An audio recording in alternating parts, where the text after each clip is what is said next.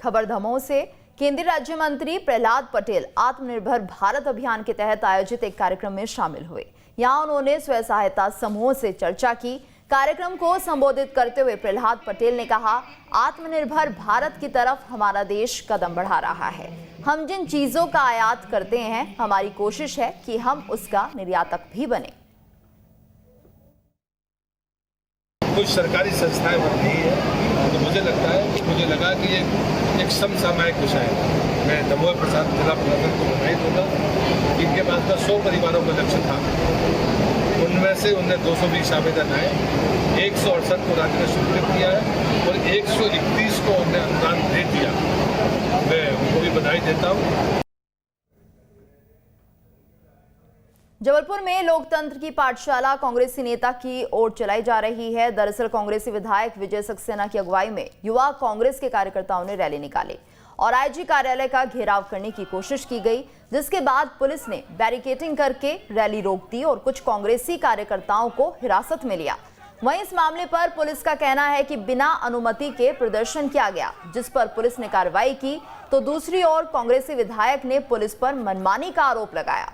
उनका कहना है कि बीजेपी नेता को छूट और कांग्रेसियों पर कार्रवाई गलत है। कि कोरोना के नाम पे लोकतांत्रिक व्यवस्था को छिन्न-भिन्न किया जा रहा है। वैभव पवार जब जबलपुर शहर में कल अंदर शहर के घूम रहे थे तो गाड़ियों का हुजूम था, गाड़ियों का जुलूस था, उनको किस आधार पर अनुमति दे दी गई? लोकतंत्र के नाम पे, कोरोना के नाम पे लोकतंत्र को जो दबाने का, कुचलने का प्रयास भारतीय जनता पार्टी का है, उसके खिलाफ ये आक्रोश रैली थी। अफगानिस्तान में तालिबान का कब्जा होने के बाद पूरे विश्व की नजर वहां चल रहे घटनाक्रमों पर चल रही है। भारत भी पूरे घटनाक्रम पर नजर बनाए हुए है। वहीं प्रदेश में बीजेपी और कांग्रेस के बीच इस मामले पर राजनीति शुरू हो गई है। छोटी छोटी बातों पर बयान देने वाले और ट्वीट करने वाले कांग्रेस नेता इस मामले में काफी संभल कर कदम रख रहे हैं।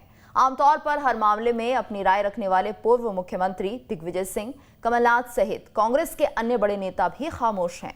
बीजेपी ऐसे में कांग्रेस और वामपंथियों पर हमलावर हो रही है। बीजेपी नेताओं ने अफगानिस्तान में हुए घटनाक्रम के बाद नागरिकता कानून का विरोध करने वालों पर निशाना साधना शुरू कर दिया है। नागरिकता संशोधन विधेयक 2019 का विपक्षी दलों ने विरोध किया था।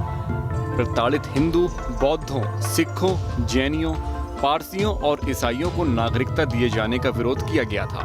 बीजेपी के अन्य दलों पर आरोपों के बाद अब इस मामले में राजनीति और गहरा सकती है। इस बात का भी आरोप लगाया जा रहा है कि मानवाधिकार की बात करने वाले अब चुप क्यों?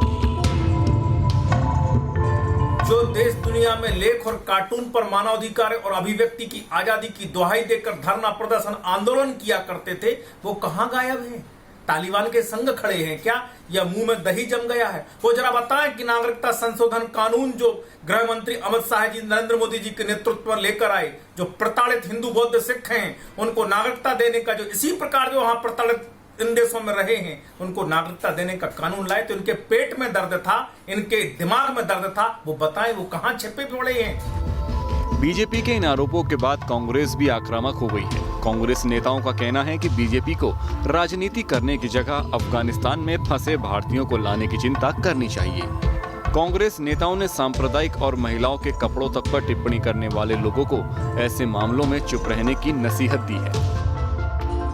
भारतीय जनता पार्टी अभी आरोप प्रत्यारोप और तालिबान कौन है और कौन नहीं है, इस आरोप में ना पड़े। भारत सरकार इस बात का जवाब दे जो कल हमारे राष्ट्रीय मीडिया प्रभारी रणदीप सुरजेवाला जी ने सवाल किया है कांग्रेस की ओर से कि हमारे जो वहाँ दूतावास में जो लोग हैं, जो फंसे हैं, जो भारतीय नागरिक वहाँ फंसे हैं, उनको बाहर निकालने की क्या रणनीति है सरकार के पास? सरकार के पास क्या रणनीति है कि जिस तरीके से एक लोकतांत्रिक सरकार वहाँ तालिबान की गिर गई और वहाँ तालिबानियों का कब्जा हो गया, उसको लेके हमारी क्या भविष्य में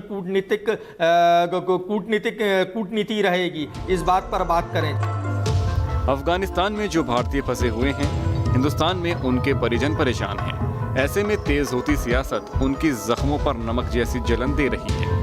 सीएए को लेकर पूरे देश में प्रदर्शन हुए थे। कांग्रेस भी इन प्रदर्शनों में शामिल थी। वर्तमान हालातों में कांग्रेस